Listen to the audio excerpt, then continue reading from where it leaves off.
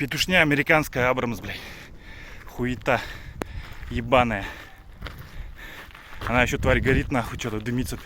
Уебище, блядь.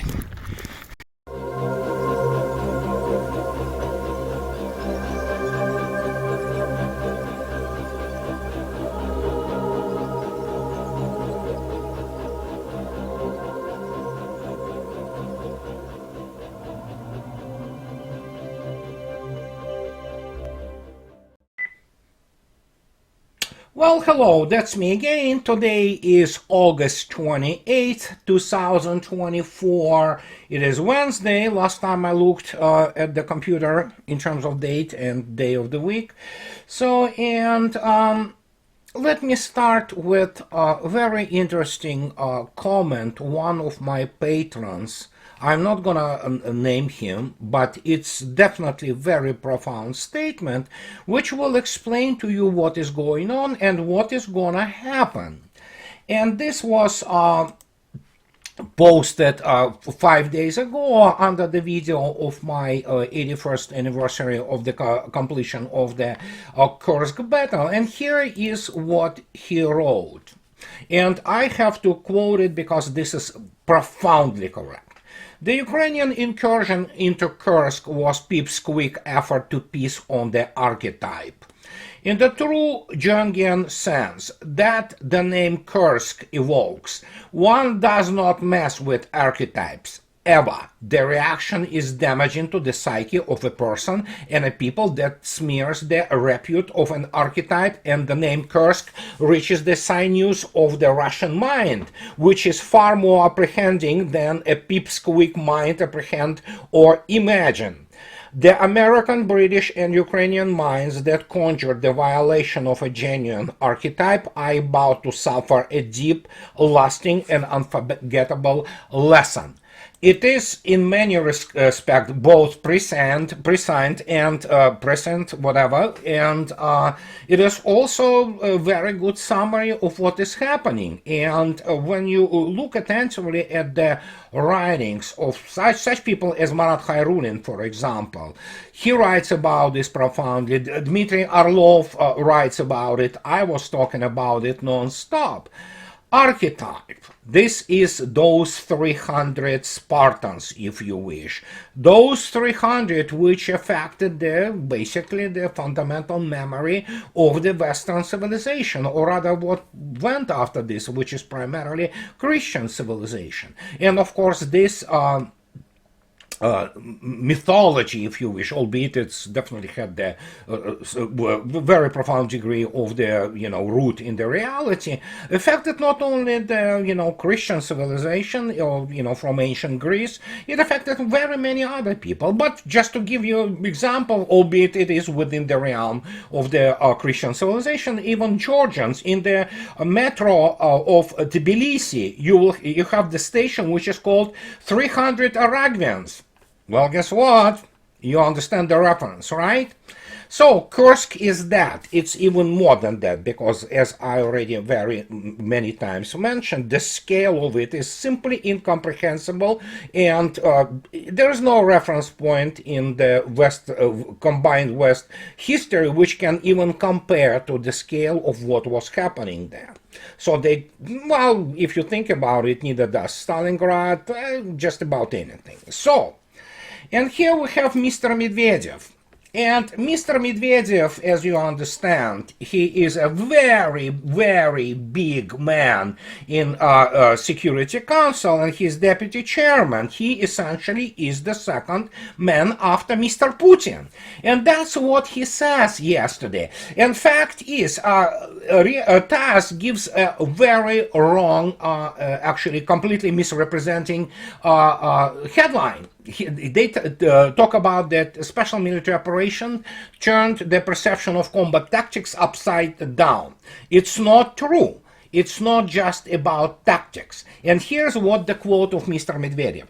When the special military operation began, we had a completely different idea of the tactics of warfare than today. It is just that the war turned everything upside down. New types of weapons, new methods of warfare have appeared, and this has changed the entire military science in general and practice, of course. Tactics is just but one small part of the military science.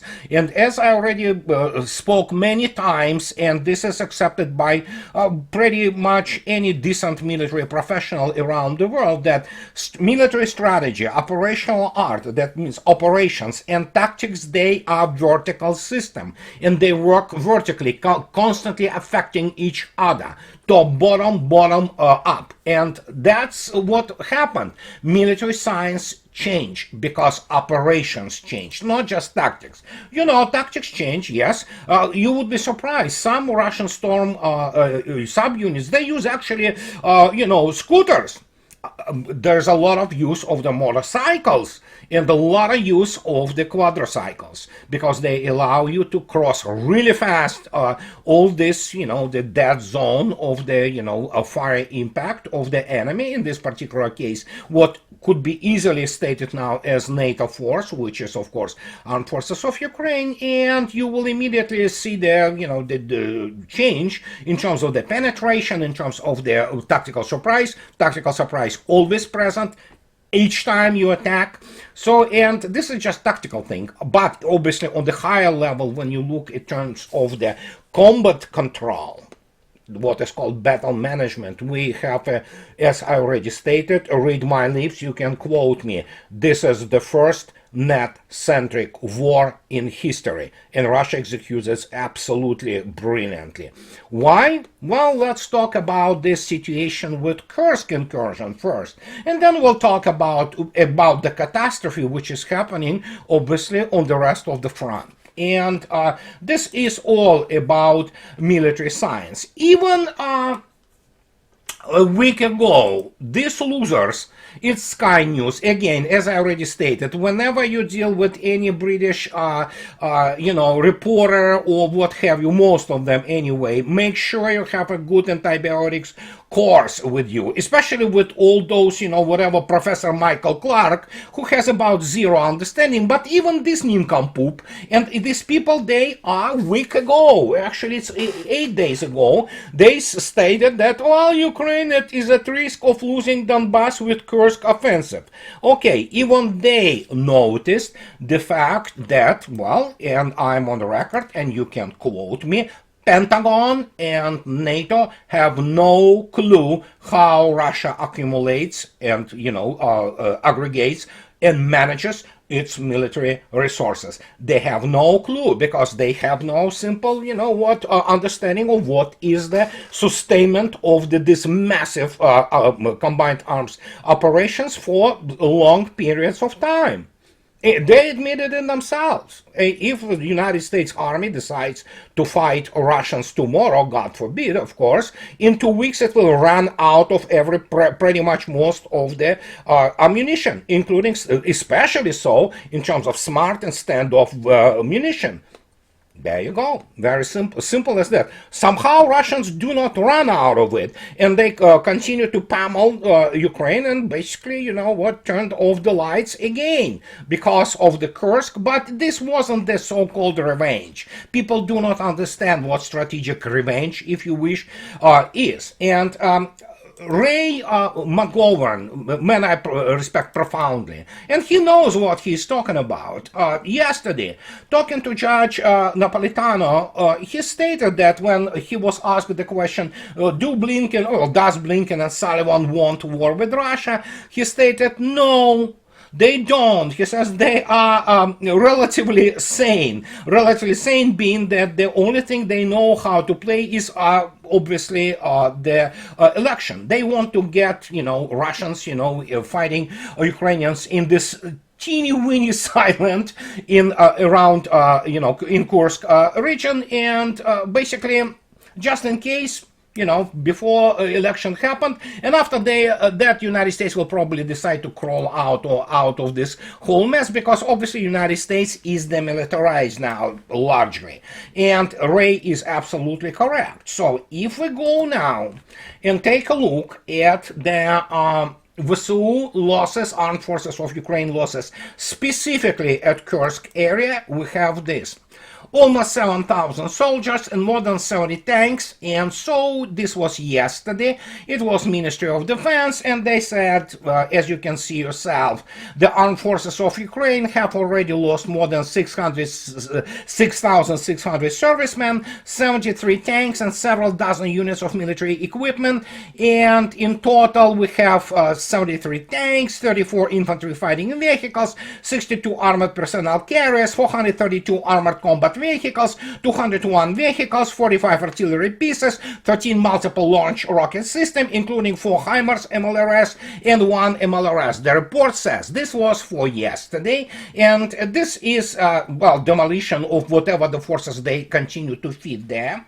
And so we have this situation for yesterday, as you can see yourself. In total, at the front, 2,545 personnel have been wiped off the order of battle. In reality, as I already stated, you know, get it multiplied by 2, you will get approximately the number. So, and then 12 tanks, including Abrams, 28 armored vehicles, and 13 artillery pieces just yesterday. Well, we're not counting UAVs. This is what, you know, they do. The only thing they have now left is those UAVs, and even that is being suppressed quite successfully and being shut down. So the question is now, well, what's left for United States? For Ukraine, it's obvious what is going to happen.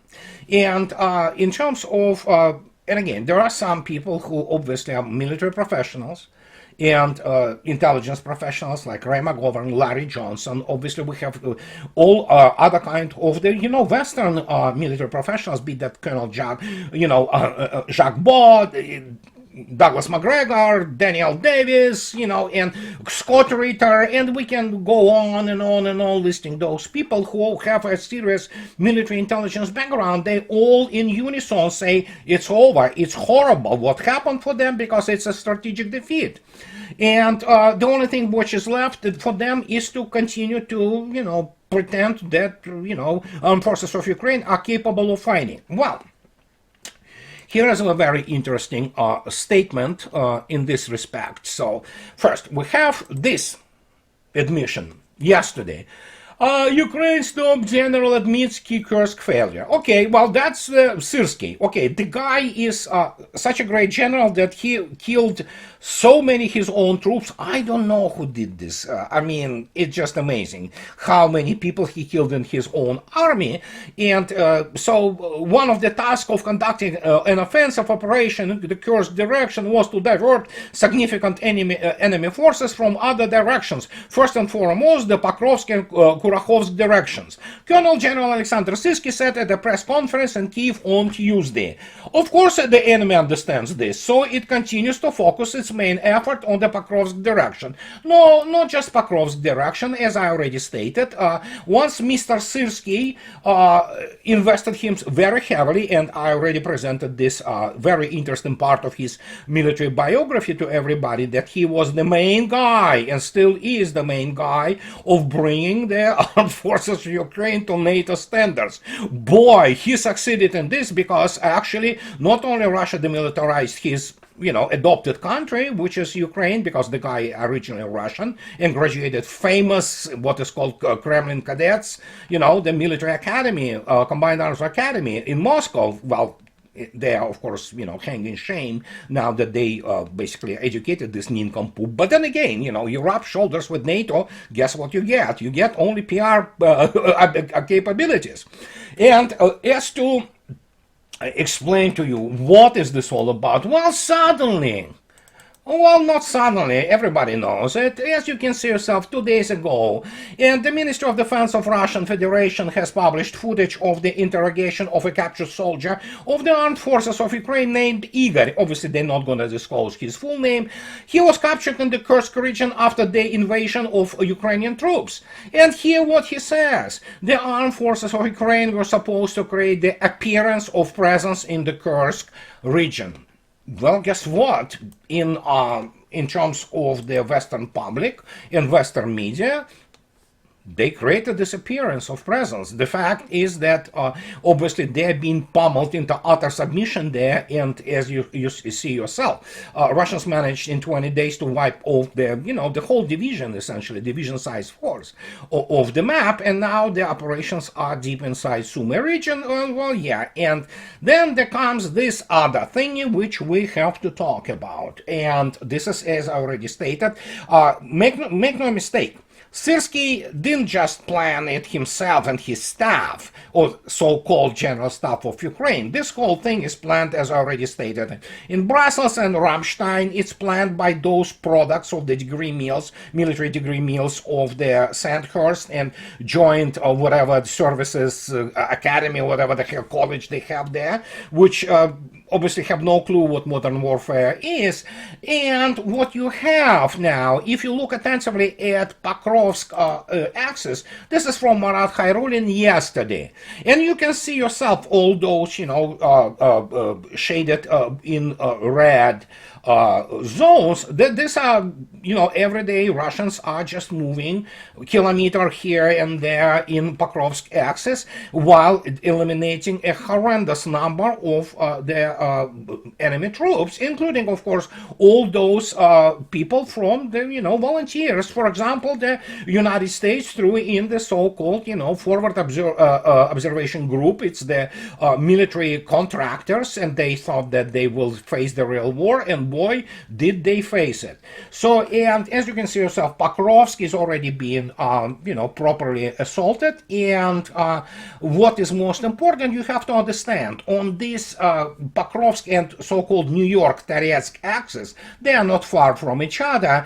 You have, by different estimates, between 120 to 110, something like that, thousand of the best, most motivated troops of the armed forces of Ukraine. And this is, as they themselves stated, is the most defended area in the world, because it is 3 lines of defense, 35-kilometer deep. Yet Russians somehow do the trick on this, so, well, what can I say?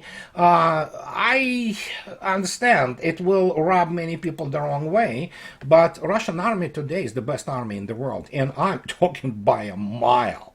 And not only in technological sense, it was clear from the get-go, and I wrote 4 books about it. No, but in terms of what is not just military capabilities per se, but in terms of its military personnel, its motivation, and Kursk, how to put it politely, you saw I'm not gonna translate words which this kid at the start of the video against the background of the burning Abrams says, because it is all profanity. And let me tell you, I never saw so much hatred to what Ukraine represents today, which is, of course, combined West.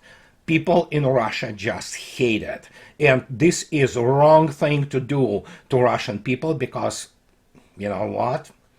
It's not going to end up well for combined West. And Russia is ready to face it if it comes down to World War III. As I already stated, Russians are ready. They are ready to do the thing. And just to demonstrate to you that somebody begins to grasp it, we have the situation of these guys. This is Pentagon. As I already stated, the last remaining vestige with some competent people who understand what is going on. And so, but you also have to keep in mind that all this is nothing more than PR, because Ukraine has those long-range weapons and it was using them. But Pentagon, at least officially, rebuffed Zelensky's latest weapons plea. Ukrainian leader Vladimir Zelensky has renewed his demands that all restrictions on the Western hardware be lifted. The limitations were put in place to allow the US and its allies to claim they were not directly involved in the conflict, despite sending Kyiv billions of dollars worth of arms, ammunition, equipment, and cash. Well, yeah, I mean, they can play plausible deniability whatever they want, but obviously it's a NATO of war. It is planned by NATO. It is executed to a large degree by NATO, and Ukrainian army was brought up to the NATO standards starting from around 2014-2015, and it especially accelerated with Mr. Trump becoming the president. And yeah, I'm not gonna take any kind of excuses. The guy is, he is what he is. So, and we're not gonna get into this internal political debate in the United States. So, and but what can I say? It's a catastrophic failure on part of NATO, and as I already stated, the ramifications, geopolitical ramifications, are colossal. And as I already stated, not for once, I will repeat it ad nauseum, the military incompetence and weakness of NATO who has been exposed into such degree that actually, the whole world saw it. However, about these long-range weapons, Washington Times reports that actually Chinese are worried, and it's understandably, make no mistake. So they are worried about that, China calls for more support for its Ukraine peace plan created with Brazil. Obviously, we have to understand that it's no-go from the get-go, but China does what it's supposed to do, to play the peacemaker, and it's understandable. But this is what drives Chinese fear. Lee, the representative of his ambassador, noted that incursion and criticized Western support for Ukraine, all sides are worried, all sides being what generally is represented as Global South, that the West continues to relax conditions for Ukraine to strike the Russian territory with aided weapons, Lee said.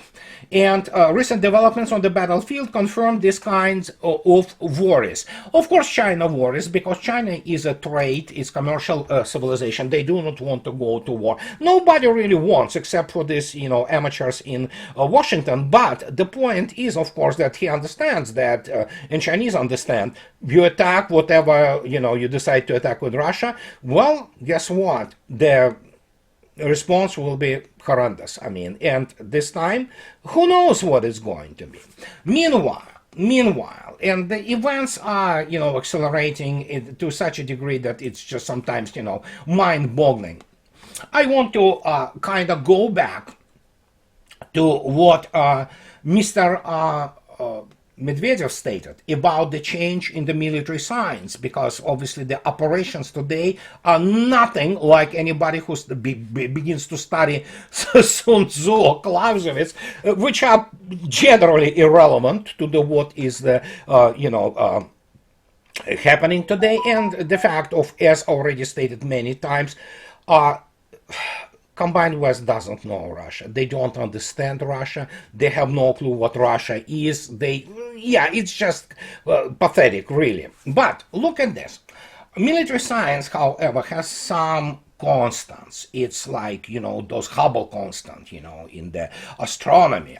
You cannot, get away from it. It is there. And let me get you to something which I noted about 5 years ago, and I will quote from my book, second book, and here what I was talking about. U.S. Air Force Lieutenant Colonel Barry D. Watts warned in 1984, no less. And look what he says.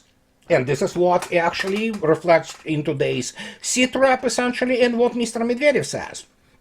The fundamental thinking of U.S. aviators, he's talking about aviators, but it is applied in the United States across the board, about the air weapon, be it airplane or nuclear missile, has long been beset by certain shortcomings. First and foremost, as professional soldiers, we have failed to nurture a comprehensive understanding of war as a total phenomenon. I can subscribe completely to these words. That is why I quoted him. And the question, of course, is that United States doesn't understand what modern war is on the political and military levels, down to the, some exceptions merely confirm the rule. And he is talking about that to do one thing that successful military organizations have always done: adapt to changing conditions better than the adversary. Unless we, as professional airmen, develop a more adequate understanding of war as a totality, and unless we manage to attain some measure of objectivity of informed historical perspective regarding our more deeply held beliefs about the air weapon, I would question our ability to adapt successfully to the demands of American security in the late 20th century. I can confirm to you, in the 21st century, America, not to speak about those chihuahuas from NATO in Europe, failed dismally in trying to adapt, because it cannot adapt. The upshot flows from what's conclusion, that is me. The United States in general doesn't adapt better to changing conditions than the adversary, and it has serious issues with the historical perspective. And now, when we have this kind of, as even Ray McGovern stated, that the fact that you have those Blinken and Sullivan guy who really run the Biden administration. Biden is completely incapacitated man, old, senile dude who has to rest in his, expensive, nursing home. I mean, they have no clue about war. I mean, Austin, he doesn't have a clue.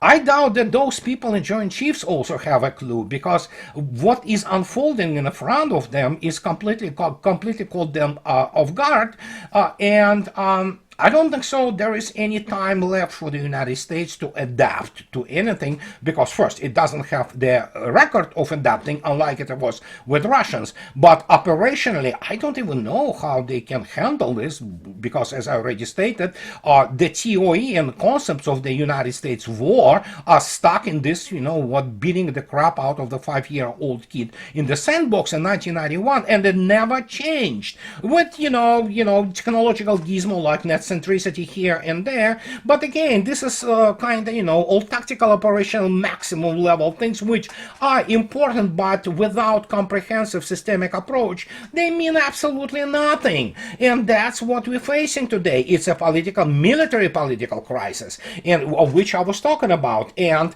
if you want to take a look what operations, how operations happen, go and look at the first operation study group, which was formed after the World War II in the Pacific. Look how they were doing this properly, and they were doing based on the actual data sets which have been confirmed by the American experience in the Pacific. Look it up. It's out there. It's a lot of math. It's a lot of statistics. It's a lot of probability theory. So, but no, we have today something which United States willingly and probably self-deceptively decided to actually, swallow hook, line and sinker all this propaganda from Ukraine and their own media, who are nothing but a bunch of the, immoral, whores, because they are. Look at this.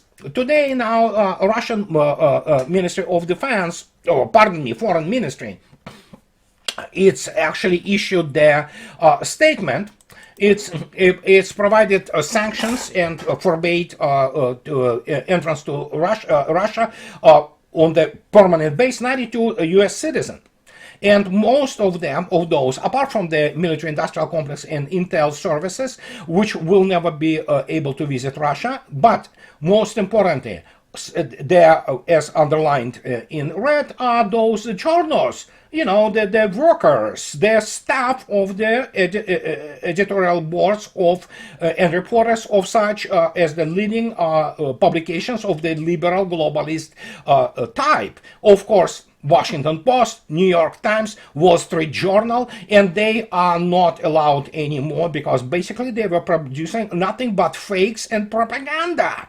That's the only thing they do. And I don't know why Russia keeps around all those creeps from CNN or Wall Street Journal, just kick them out. They are just jerks outright, and they are whores. They are doing what they are told to do by, this basically what is amounting to oligarchy in the United States. And the only thing they can do, as I already stated, we already established the fact, they cannot fight the war. So what they can do, they can, do the perception management by inventing stuff. And that is when suddenly their reality begins to hit them. They don't know what to do. They continue with the same, fifth gear or whatever, just forward, and think that they can change something. They can change some opinions of people, what they consider hoi polloi in the West. But as I already stated, they don't understand what happened. as I already stated, I never saw anything like, and I believe me, I know the hatred towards combined West and Russia is absolutely, I mean, profound now. So yeah, you wanted Kursk, you will get Kursk now. And my God, as I already stated, the NATO is not ready for anything. It's been demilitarized. The new package, I believe, for Ukraine, which was adopted and pushed through, is $125 million. It's a pocket change. You literally cannot buy anything serious in it. And in conclusion, just to demonstrate to you what kind of the hysteria we're looking at, we have the Lithuania's prime minister. She Ingrida Simonite, whatever the hell, used the term Rusnya, an ethnic slur to refer to Russians. So, and when she was in Kiev talking, or maybe Zelensky was in Kiev, yeah, who cares? But it's basically the N word for Russians. And so Rusnya means literally, those low lives which need to be wiped out, so some kind of, well, that's pretty much the thinking of the combined West, and especially those, nincompoops from this Chihuahua statelets like Lithuania. But yeah, that's how West looks at Russians. I'm talking about primarily a so-called military political top, well, not military maybe, but political top, and large portions of the population. So, well, I'm Rusnya, so I'm subhuman, as I already stated, and until people understand this factor which drives the whole situation with the special military operation on the metaphysical level, they will have difficulty, basically grasping why Russians fight as they fight. And what can I say? I can only repeat what I stated for the last 10 years. Combined West has no clue about what Russia is, especially what modern Russia is, and they have no clue what warfare of the 21st century is. And this is what I wanted to tell you today, guys, about. And as always, I want to express my profound gratitude to my patrons and people who buy me a coffee and two, sometimes more. So without you guys, I will not be able to do what I'm doing. So, and as always, those who like what I do, please subscribe to my channel. And those who can afford, please support me on Patreon or buy me a coffee and two. And have a nice rest of the week, and I'll talk to you later, guys. Bye-bye.